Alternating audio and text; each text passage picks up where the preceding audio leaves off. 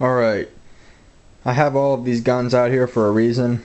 I do not normally do this because bringing all of these in here out from the safe is a huge pain, but I don't know if you guys knew this or not, but today is the 1-year anniversary of my channel, so I thought I would bring out my favorite firearms out of my collection and talk about them for a little bit. Now, several of these rifles you have not seen yet because I have not done a video with them yet, and those would include the Springfield M1A, the Ordnance Thompson 1927A1, and the German K98K 8mm Mauser. Those three rifles I have not made a video with yet, so this video can be kind of a teaser for them until I do an in-detailed review with them. But we'll start at the top. This is my Springfield M1 Garand. I got this from the CMP program back in 2010, and the CMP program calls this the special service grade because all of the parts are Springfield, and it has a reproduction walnut stock with a CMP cartouche on the other side, and this rifle was $8.95, and that was about 4 years ago. And I have a reproduction canvas green sling with it. I also got that from CMP. It was like $12. And the M1 Garand is really pretty much my favorite battle rifle. You know, used in World War II, Korea, a little bit in Vietnam. It's just an amazing rifle. It's awesome. And I've shot this quite a bit. Never had any issues with it. And I'm probably never going to get rid of this. Actually, I know I'm never going to get rid of this. This is really one of my favorite rifles of the collection. The Springfield M1 Garand. And then right below here, we have the Springfield M1A. And this is a semi-automatic version of the M14. And as you can see, it was designed off the M1 Garand. This is what replaced the M1 in the 50s. Now, the M1 Garand is my favorite battle rifle, but I have to say the Springfield M14 or M1A is superior for obvious reasons. For one, it has a 20-round magazine and it's detachable. It has a flash hider. It has it's less weight. You can see it has a fiberglass heat shield. Okay, this fires the 7.62 by 51, which is the 308, and the gas system internally is simplified. So, although the M1 Garand is an awesome rifle, you know, the M1A or M14 is more practical. You know, obviously 20-round magazine, but you know, the M1's still my favorite. So yeah, there's the Springfield M1A, semi-automatic M14. If you look on the flash hider, you can see how there's a bayonet lug. When I got this rifle, the flash hider did not have a bayonet lug from the factory, which is just simply retarded. So, in order to take away the gayness of the rifle, I had to find a flash hider with the bayonet lug, and I replaced it, and that makes it look like a regular M1A or M14. Okay, without the bayonet lug, it just looks gay. Yeah, so that looks much better. So that's the Springfield M1A, and this was actually my first military style rifle. I got this at a gun show. And right below that, we have the Colt AR-15 SP1. And this is pretty much the original style of the AR-15. This is what it looked like when it first came out. Okay, this is the SP1 model. Exactly, pretty much what they used in Vietnam. This does not have the brass deflector, and it does not have a forward assist, and it also does not have the fence on the lower receiver that goes around the magazine release. You got your A1 sights. Alright, And once again, a sling from CMP. 20 round magazine. This will fire the 5.56 or the 223. The lower receiver is marked 223, but I called Colt and they said that it will fire the 5.56 with no problems. It's just, being as this was marketed towards civilians, they put the 223 marking on there because 223 is the civilian round of 5.56. I mean, there is a difference between 5.56 and 223. Normally, if a gun is marked 223, you should not fire 5.56, but this is chambered for 5.56. That's what Colt tells me. Okay, so there's the SP1, very early AR-15, very collectible too. If you find an SP1, you're going to pay quite a bit for it. And I got this back in 2010. So I paid close to $1,000 for it. Alright, and then here is a modern AR-15. This is the Colt SP1 pretty much an M4 carbine. And you can see there's the 14.5-inch barrel with the pin and welded extended A2 flash hider, which gives the barrel an overall length of a little bit over 16.1 inches. Okay, so I do not have to register this as an SBR. And there's my Knight's Armament quad rail with the rail covers and the vertical foregrip. Awesome quad rail. This is called the RAS. Okay, and Troy flip-up backup sight. And there's two things I've done to this rifle since you guys have seen it. I replaced the standard A2 pistol grip with a BCM Gunfighter Mod 0 pistol grip. Very comfortable. Compared to the Magpul, it's more of on a downward angle. The Magpul kind of goes this way. This is more horizontal, or I'm sorry, vertical. Nice texturing on it. You got a little compartment in there, and it's a lot easier to open. Okay, so that's nice. So that's that. Very comfortable. I love it.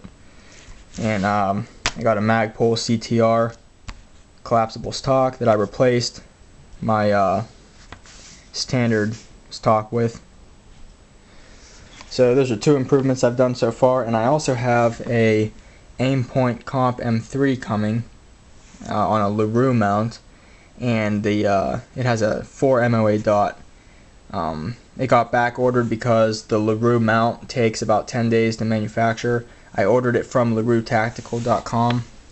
So I am getting an Aimpoint for this. It should be here within hopefully 2 weeks maximum.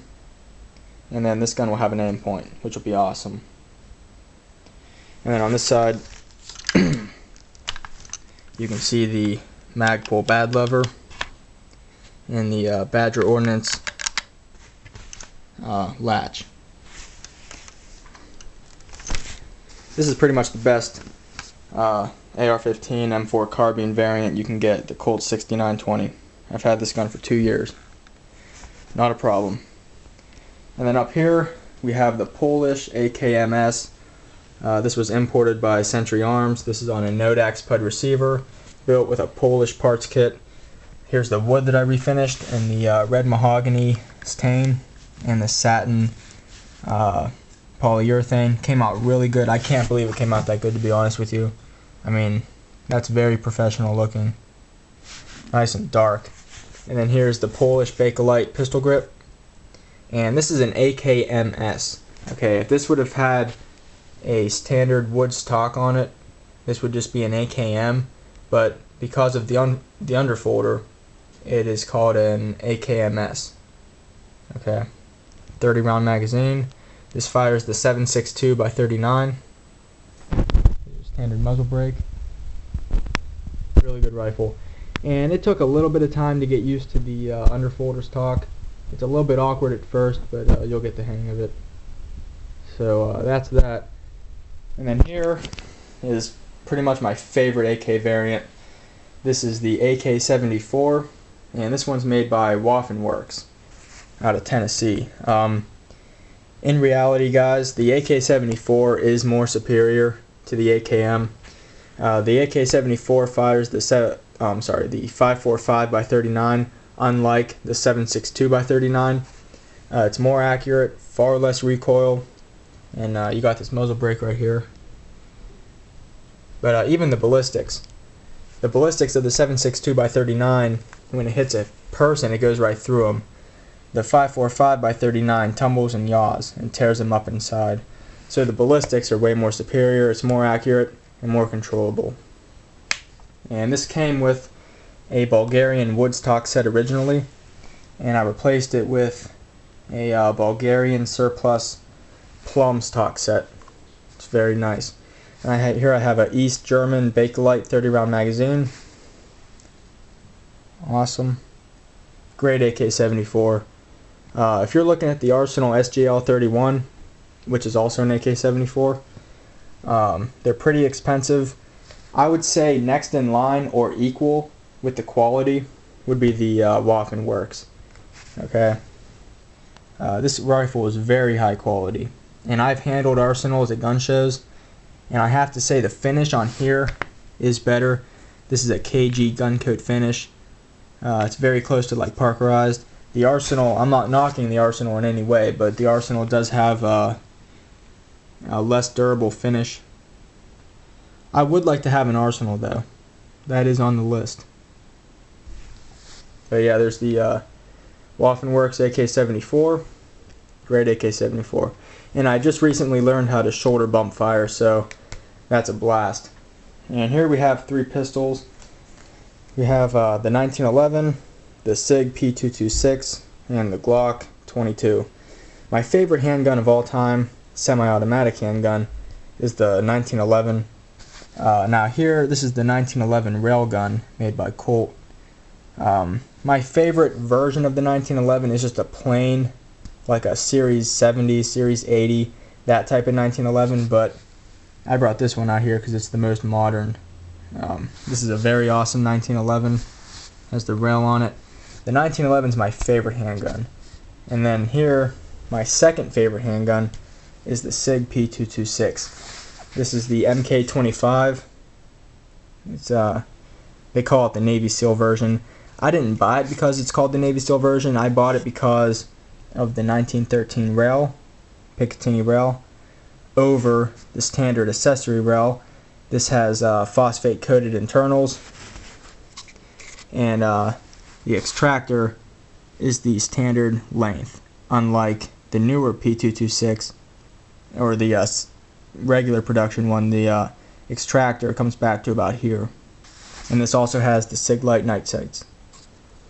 And then here, my third favorite handgun is the Glock. This happens to be a Glock 22, but you know, Glock 17, Glock 22, Glock 21. The Glock platform is my third favorite semi-automatic pistol. Now, like I said, the 1911 is my favorite, but if I was ever in a situation where I had to choose one of these, like let's say there was a natural disaster, you know, riots in the streets, I have to leave my house, I have to rely on a handgun for my secondary, I would pick the SIG P226. It's more practical, very manageable, very comfortable in the hand. It's a lot lighter than the 1911, and I would have to pick it over the Glock because I just like the SIG better. You know, I shoot better with it. It feels more comfortable in the hand. Although a Glock would be a great choice, and the 1911 would be a great choice, but 9mm, 15+1, or they also make the 18 round magazines with it. Okay, I would choose the SIG Sauer as my secondary. This would be my primary handgun in case of like a civil unrest, if that ever were to happen, God forbid. And here, this is my favorite bolt action rifle. This is the German K98K 8mm Mauser, and there's the famous Mauser action right there. I can't tell you how many manufacturers have copied the Mauser action. You know, whenever you look at a bolt action rifle, look at the action. It'll probably look very similar to this. This is a Russian captured K98K Mauser. The stock and the receiver, the bolt, all have matching numbers on it, the barrel as well. And right here, it did not come with this scope. It came with the standard leaf sight. Now this is not permanently attached. It's not. I did not have to alter the gun in any way. I did not have to drill and tap it or anything like that. This is a B-square mount, and it just replaces where the rear sight would go. So I did not have to alter the rifle in any way. The value has not been decreased. I can restore it back to original whenever I want. This is a Nikon Encore long eye relief scope. This is a very accurate rifle. I pretty much shoot surplus corrosive 8mm ammunition dated anywhere from 1939 to 1947. I buy them in bandoliers and stripper clips. And here I have a reproduction sling, a leather sling, and there's a little Nazi symbol marked in the leather for historical purposes only. So that's pretty cool. And something else that kind of bugs me a little bit, which I think is just plain retarded what they did. Obviously this rifle was manufactured in Nazi Germany, so on the receiver and on the barrel right here and here there was a Nazi bird with a Nazi swastika symbol, and when they imported this rifle, or all German K98 rifles pretty much through the government, they had to cross out the Nazi symbol. For historical purposes and collection purposes, that really kills the value of the rifle. That's just retarded what they did. There's no reason you had to cross that out. I know they did it for political reasons, but this is a piece of history. There's no reason to mess with the markings, you know what I mean? So there's no way to restore that. You can see how they crossed it out there. So that's kind of stupid. But yeah, there's the German K98. I got it pretty cheap at a gun show. It was like $375. So I couldn't pass it up. And here, this is a Thompson model 1927 A1 made by Ordnance. It came with a wooden vertical foregrip, and I replaced it with a horizontal wood foregrip to kind of replicate the World War II look. And this has a 16-inch barrel. It actually might be a 16.5 inch, I'm not sure, but I have considered making this into an SBR, going through all the ATF paperwork and all that. I haven't really done that yet, and I'm not sure if I'm ever going to, but it is a thought that I throw around every now and then. There's your muzzle brake. It would be really cool to have this as a short barrel rifle with a 10.5 inch barrel, because it would look really authentic, but it does have a 16-inch barrel on it. Never really had a problem with this. I actually had the firing pin break on it about a year ago, and I contacted Ordnance, and they sent me a new one for free. So there's my Thompson, and I do plan on doing individual reviews on the Thompson, the M1A, and the Mauser. I haven't done individual videos with those guns yet, but I will. But yeah, those are pretty much my favorite firearms of my whole collection.